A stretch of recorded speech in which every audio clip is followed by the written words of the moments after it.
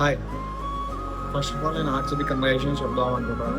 ఎందుకంటే కంటిన్యూస్గా 2 సార్లు కప్పు కొట్టాను. Congratulations RCB. అలాగే సెలబ్రేషన్స్ గురించి మాట్లాడదాం. మా ఊరు కర్నూలు, నేను కర్నూలు గురించి మాట్లాడదాం ఫస్ట్. దాని తర్వాత నెక్స్ట్ జనరల్ సిటీస్ గురించి మాట్లాడదాం.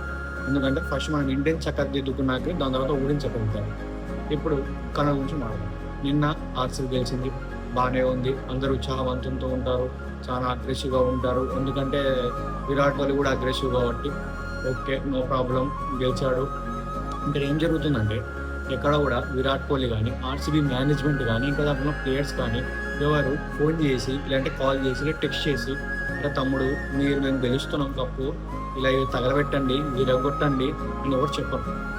ఇక్కడ ఏమవుతుందంటే ఎందుకు హేట్ ఎందుకు వస్తుందంటే బికాస్ ఆఫ్ ఆర్సీబీలో ఉన్న 100% ఫాలోవర్స్ చేసే 10% ఫాలోవర్స్. 10% ఫాలోవర్స్ వల్ల మిగతా 90% ఫాలోవర్స్ ఎఫెక్ట్ అవుతున్నారు. ఆ ఎఫెక్ట్ ఏం చేస్తున్నారు, వేరే టీంల మీద చూపిస్తున్నారు, వాళ్ళ వాళ్ళ మీద చూపించకుండా. ఫస్ట్ ఆఫ్ ఆల్ అది మారాలి. సెకండ్, ఇది యానిమల్స్ తెలుసా, జంతువులు. ఆ జంతువులకి కూడా సెన్స్ ఉంటుంది. దేవుడు జంతువులకు ఆలోచించే బుద్ధి ఇవ్వకుండా, మాట్లాడే గుణం ఇవ్వకుండా లాస్ట్కి దానికి జంతువుని తను అంటే ఒక బార్డర్ వేసుకుంటుంది. పులి అన్నా సింహం అన్నా ఆ బార్డర్ దాటి రాదు. మీరేం రావాలి గవర్నమెంట్ మీద పబ్లిక్ మీద పడిస్తారు.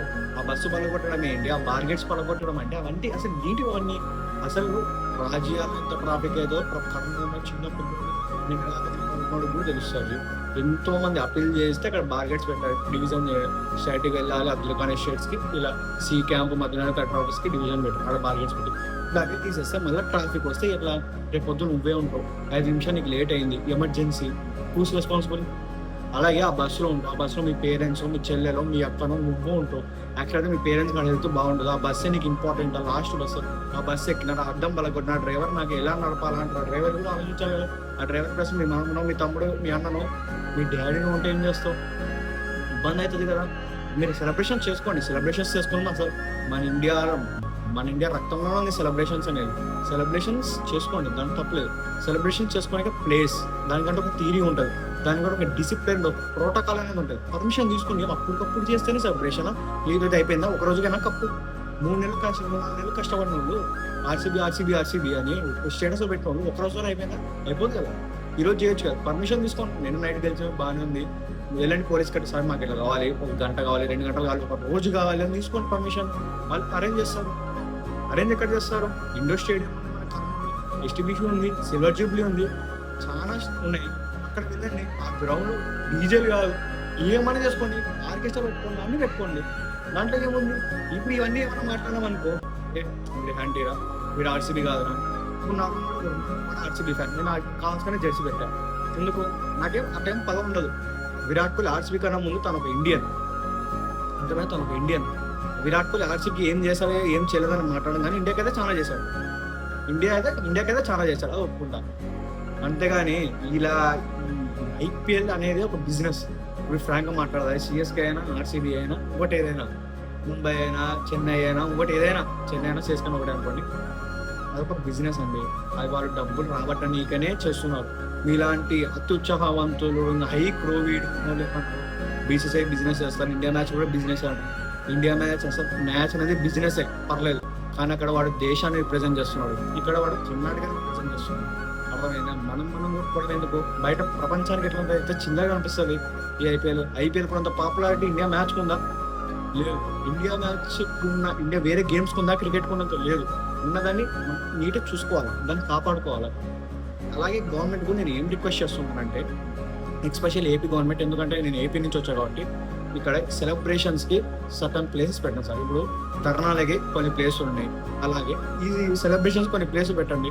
ఆ మ్యాచ్కి తగ్గట్టు క్రికెట్ అయితే ఒక స్టేడియం అలాట్ చేయండి. స్టేడియంస్ ఉంటాయి కదా, అక్కడ చేసుకోమనండి. అంతేగాని పబ్లిక్ మీద, రోడ్ల మీద ఎటువంటివి చేసినా ఇలాగే అయిపోతుంది. ఇదంతా మంచిది కాదు, నిజం చెప్తున్నా. ఇప్పుడు ఒక ఆర్సీబీ 10 మంది మమ్మల్ని తీసుకుని 100 మంది ఉన్నారు ఆర్సీబీ ఫాలోవర్స్. 10 మంది తప్పు చేస్తేనే మిగతా 90 మంది ఎఫెక్ట్ అవుతున్నారు. ఏమన్నా న్యాయం అసలు?